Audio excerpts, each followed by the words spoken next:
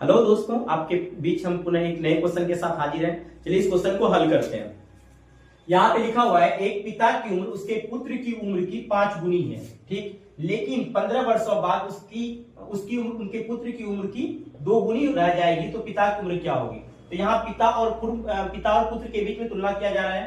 तो पहले हम यहाँ पे लिखेंगे पिता और फिर क्या लिखेंगे, पुत्र लिखेंगे।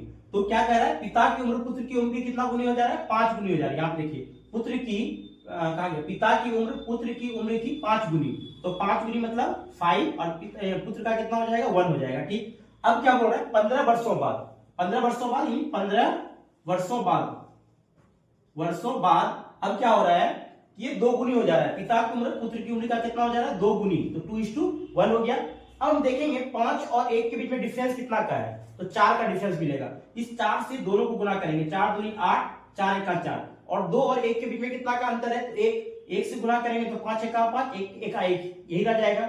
अब यहाँ पे देखेंगे कितना का अंतर हुआ, 1 से 4 आने में कितना आपको आना पड़ा है, 3 आना, 5 से 8 आने में 3। इसका मतलब 3 बराबर आपका ये 15 वर्ष दिया हुआ है।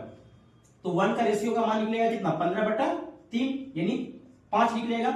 अब आपको इसी 5 को आप किसी के साथ गुना कीजिएगा, उम्र निकल जाएगा। तो लास्ट में किसका उम्र पूछ रहा है, पिता की उम्र क्या पूछ रहा है, पिता की उम्र क्या होगा। तो पिता की उम्र 5 है, तो 5 को 5 से गुना कर दीजिए, तो पिता की वर्तमान उम्र निकल जाएगा 5 गुना 5, यानी पिता की उम्र कितना निकल जाएगा, 25 वर्ष।